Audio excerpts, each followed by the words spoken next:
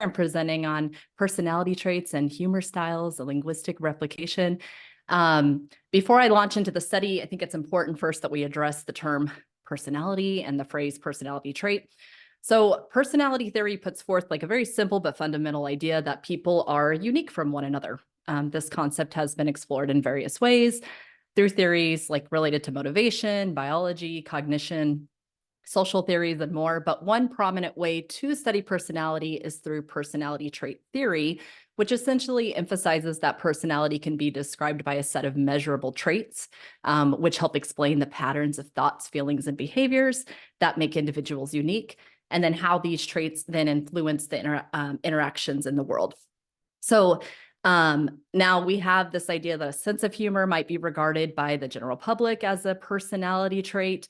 And it does in fact operate like a personality trait, and that the behavior tends to remain consistent over time. However, as researchers, we take a more nuanced view. We recognize that sense of humor, is a multifaceted construct. It's complex, in nature, and, involves various elements. So it's not easily defined as a trait that someone has or doesn't have, since its manifestation can vary widely from person to person. One way to better understand sense of humor in relation to personality is to apply it to another personality trait framework. And this approach allows researchers to kind of break down like humor's multidimensional nature and understand it better within a broader construct of personality and explore how it might connect with other enduring personality traits. So this present study, my study on the relationship between humor and personality traits, it's not a new one. In fact, some of the earliest research on this topic dates back nearly 100 years ago. So the general inquiry itself, personality and its traits and its relationship to humor, is pretty well established in the field. When I talk about researching humor through the lens of personality trait theory, today I'm specifically focusing on the Big Five personality trait framework, also known as the five-factor model. So this is a widely accepted model that identifies 5 broad dimensions of personality: openness to experience, conscientiousness, extraversion, agreeableness, and neuroticism. And these 5 traits are often acronymed as OCEAN. So it's another name for the inventory. And then so just in case you're unfamiliar with these type of assessments, you've got openness to experience as one personality trait on like one end of a spectrum, and the opposite trait would then be closed to experience.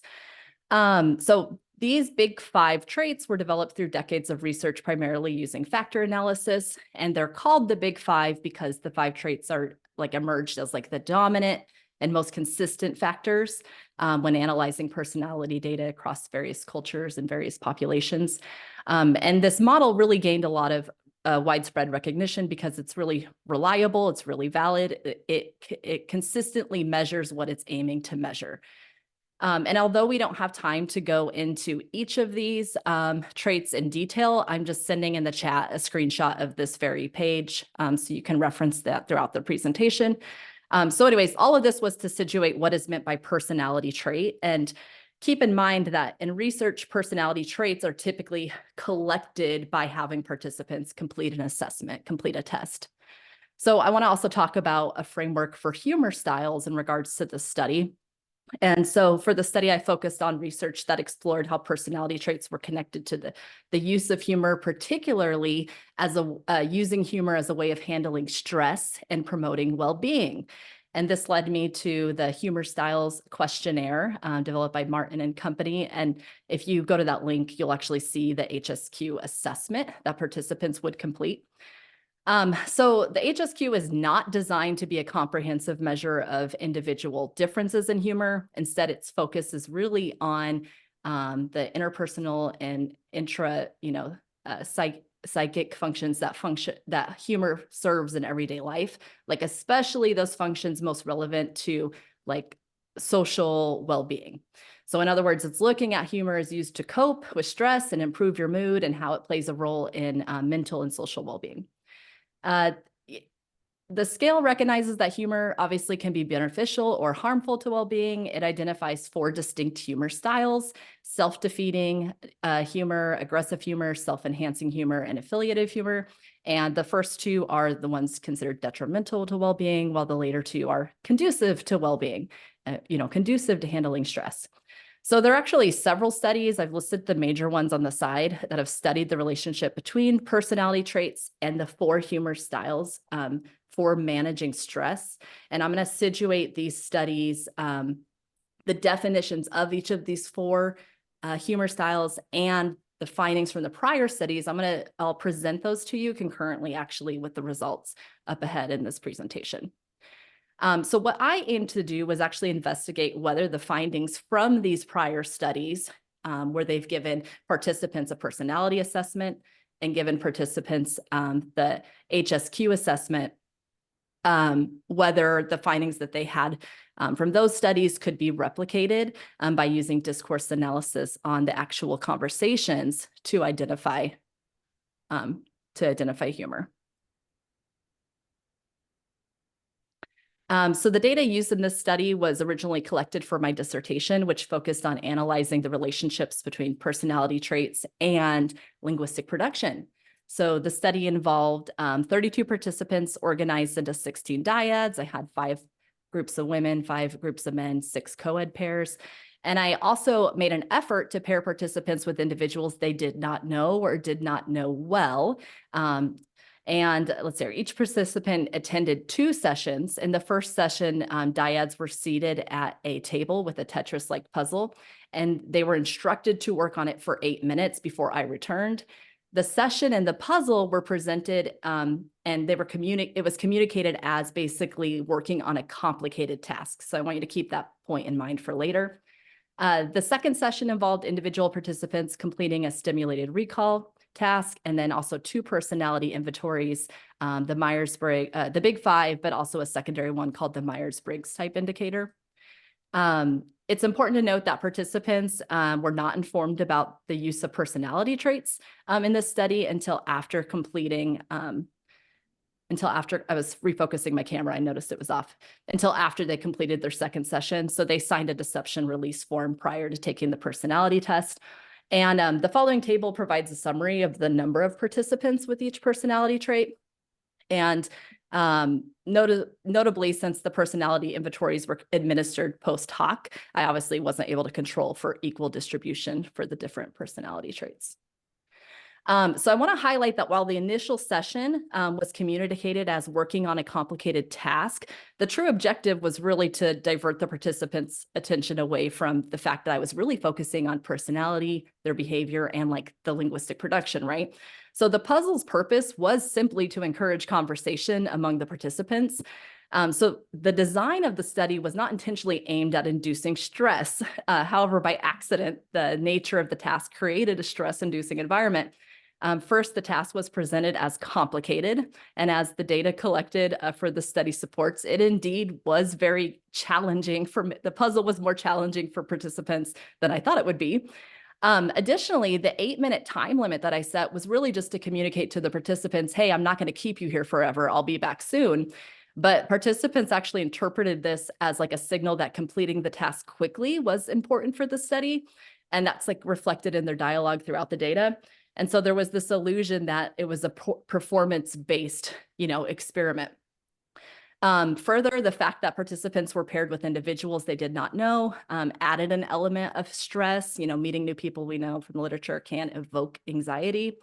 And lastly, we know that participants, at least reasonably minded participants, fear being negatively evaluated by the researcher. And so they're driven to act like as a good participant or a good subject. So the act of participating in research, the very act of participating in the experiment, could increase psychological stress. So consequently, the data from my original study provides like an ideal data set for investigating personality traits and humor used, or how well-being, particularly stressed, is managed by humor. So using the data from that study, I revisited and coded it for instances of humor following the triangulation method put forth by Attardo in 2020. These instances were then categorized according to the 4 humor styles defined by the HSQ. And you may not be familiar with the citation Attardo IRL, but IRL is an acronym that means in real life.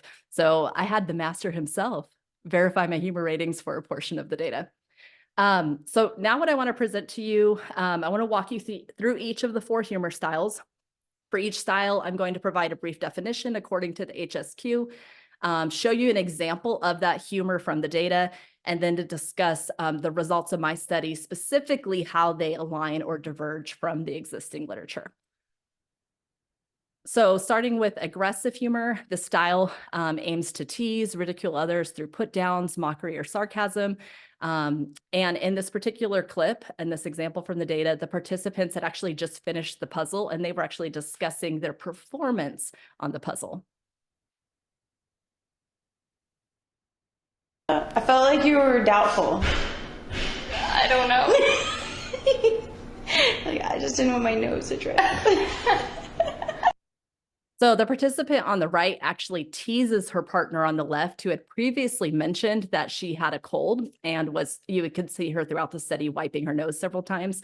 So the participant on the right does a mocking impersonation of her partner saying, "I just didn't want my nose to drip," implying basically that her partner's focus was compromised by her cold while working on the puzzle. So she's poking fun at the other participant.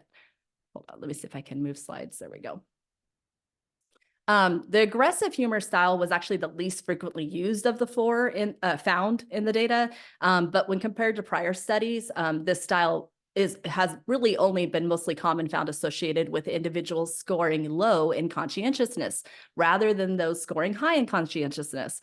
And the data from this study supports that routine finding. 67% of the participants in this study that were low had the low in conscientiousness trait used this humor style, compared to only 35% of those who had the high in conscientiousness trait.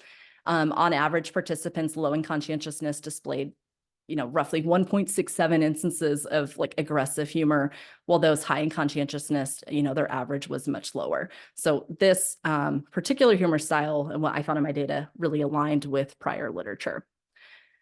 Self-defeating humor. Now, like aggressive humor, this is considered a maladaptive response to stress. However, while aggressive humor targets others, self-defeating humor directs the joke at oneself. So in this video, just before this clip, the group has just finished the puzzle and the participant on the right apologizes because she feels like she took over the task.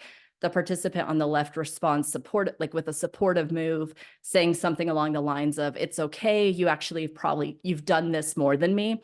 And this is a reference to, this reference makes sense because earlier in the video, the participant on the right mentioned that she played the game frequently as a child.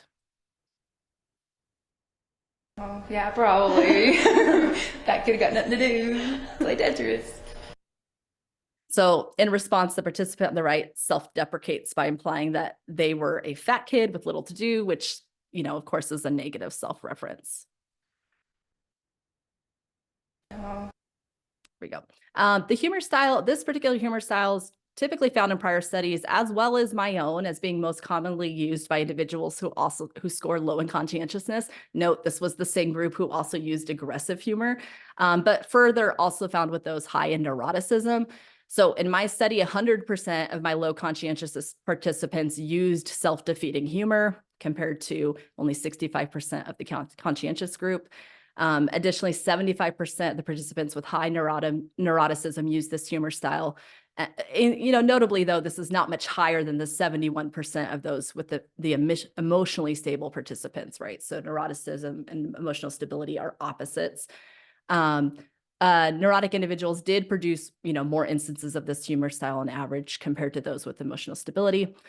Now, prior literature actually often associates this humor style with individuals with low agreeableness. We could also call that high antagonism. And my study showed that those who were more on the antagonistic trait, these participants produced the style more than those with high agreeableness. So 75% of my antagonistic participants used this style compared to 71 agreeableness.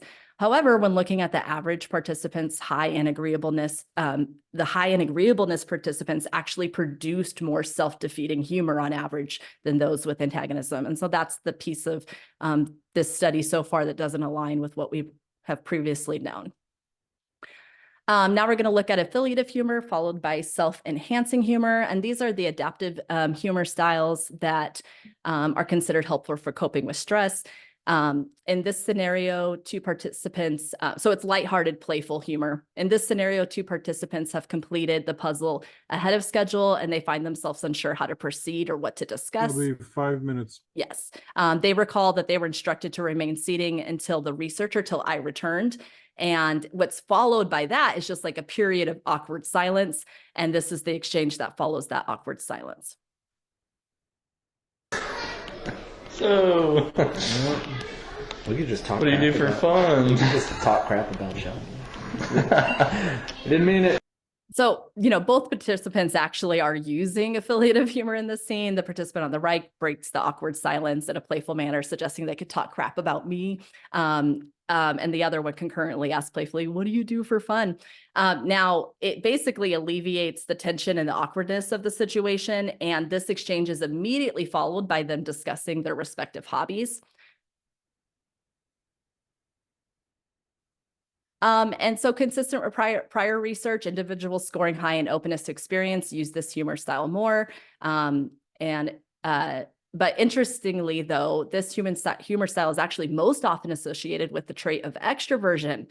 And in this particular study, introverts had actually a higher tendency of producing affiliative humor than the extroverts did. We've got one more and then we'll wrap up soon. Self-enhancing humor is a coping mechanism used to manage stressful situations. It's helping individuals maintain a resilient, optimistic perspective. So the context for this video clip, during the course of the sessions, a puzzle piece actually went missing. So it kind of resulted in some of the groups facing an additional level of stress while they're trying to figure out why there's an open space on their puzzle. So in this clip, just prior to this clip, they're actually looking on the floor and looking around the room, wondering where the piece is.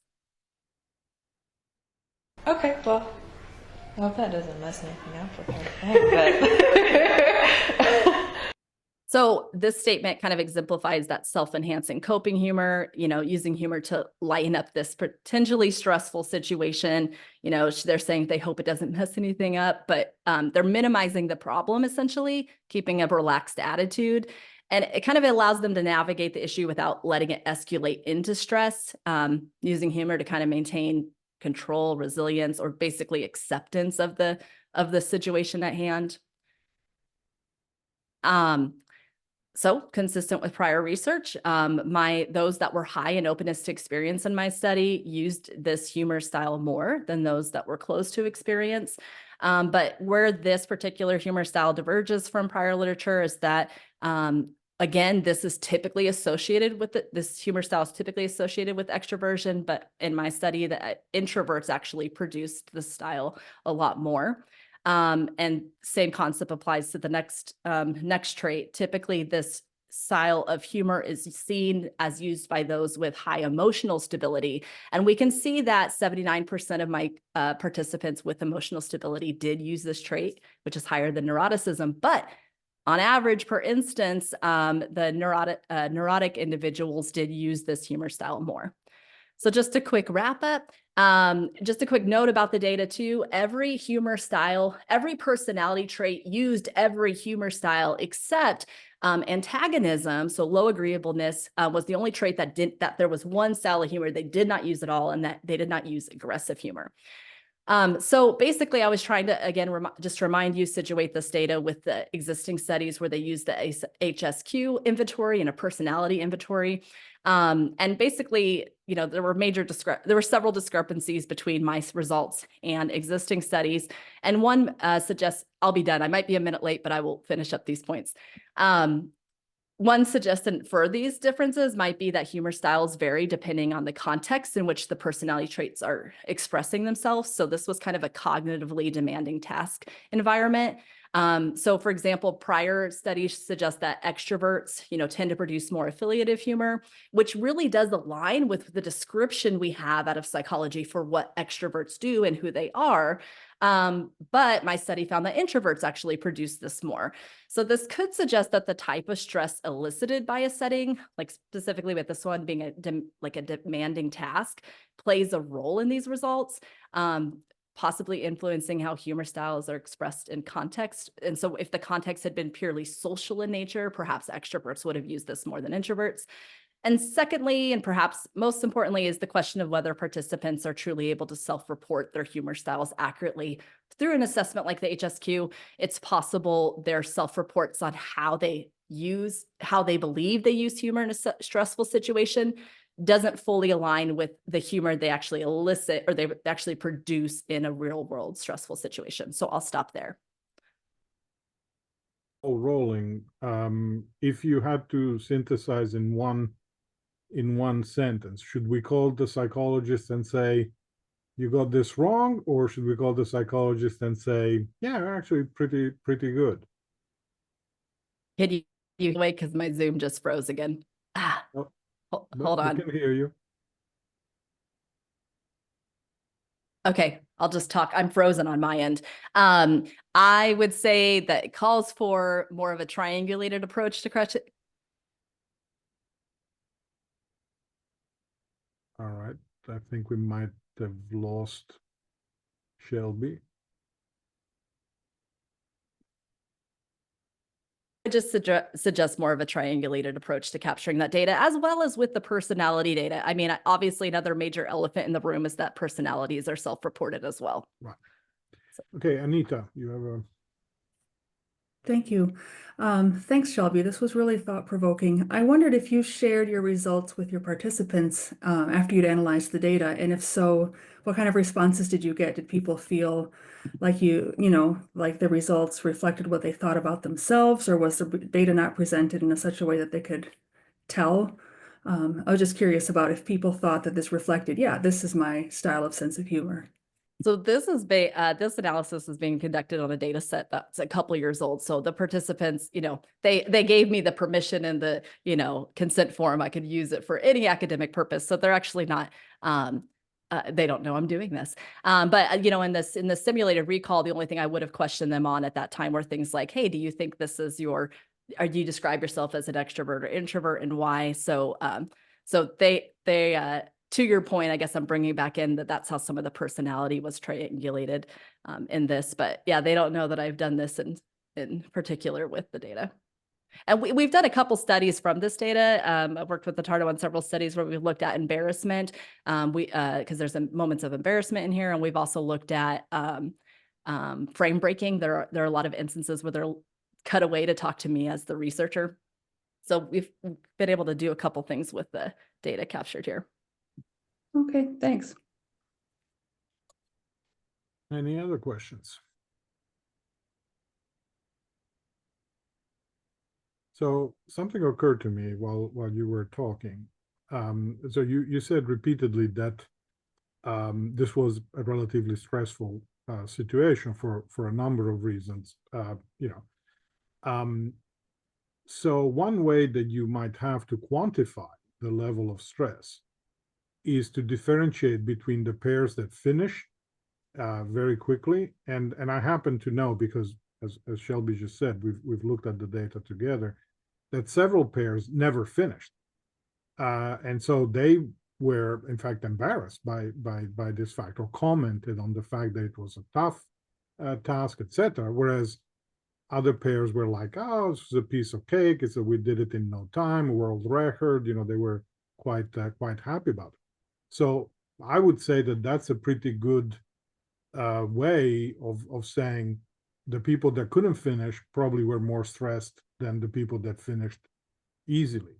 Well, yeah. So one thing this also doesn't account for is, do people even choose not to use humor in a stressful situation? So I had one group of men who did not finish the puzzle at all, and also 0 instances of humor in the data. So, but yeah, there might be worth breaking the line of, this so was. that might be an interesting thing to look at, Well, I'm going to conclude myself, because isn't it time for, is it time for you, No, Sal? Joe has a question. We've okay, got yeah. another 4 minutes. Oh, I finished much earlier than thought. Okay, perfect. No, you finished right on time. I'm just insisting on introducing you is what I'm going to do. Okay, So, but no, yeah. you finished on time. So. Joe, go ahead.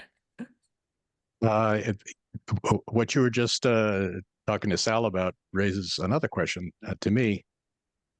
You said there was a pair who didn't finish the puzzle, and also did not make any jokes. Does that imply that there might be a connection between IQ and humor ability? I haven't, well, that's a very interesting connection. Interestingly enough, these were both men and they were both younger. And so, I tried to mix gender, but also age. But so it's really funny you say that because I remember a couple of years ago going, does this have to do with their age and gender? That they're, they also, I will tell you, one of those participants in 8 minutes only produced 53 words. I remember that they did not talk at all, where other participants were in the hundreds. So though that's an interesting notion. Making jokes is it's a task. It's an intellectual task, and if you can do it under stress, that might imply that you have more intellectual ability. I seem to recall that Avner Ziv had found a connection between IQ and production of jokes. So maybe you could go back over your data and measure the amount of work they accomplished on the puzzle, and then see if that correlates to the number of jokes they made. I'm not sure that I would buy necessarily that finishing the puzzle or amount of finishing the puzzle correlates directly with IQ. That might be a bit of a leap. But I mean, it would be an interesting, and there, as Anita points out, there's other kinds of intelligence. There's, physical dexterity. If you ask me to do the puzzle, I drop the pieces on the floor, and then 10 minutes later, I wouldn't have picked them up yet. So, but I mean, this could be, a follow-up study, not only do the, the personality stuff, but also do an IQ or get an IQ number. Well, and then from the personality side, they've tried to study whether, these different personality traits correlate with intelligence. And, to that point, extroversion's correlated usually with high social intelligence, agreeableness is correlated highly with emotional intelligence. And then if we want to say textbook intelligence, that shows more of a correlation sometimes with introversion. And then also this openness to experience, but there may be a way to kind of pull in that mindset too from the research on intelligence and personality traits as well. Thank you. All right, so Chris has a question. When you look all over for the toothpaste you bought and find it later in the fridge with the rest of the groceries, and says, I'm that kind of genius. Yeah, been there. All right, any other questions?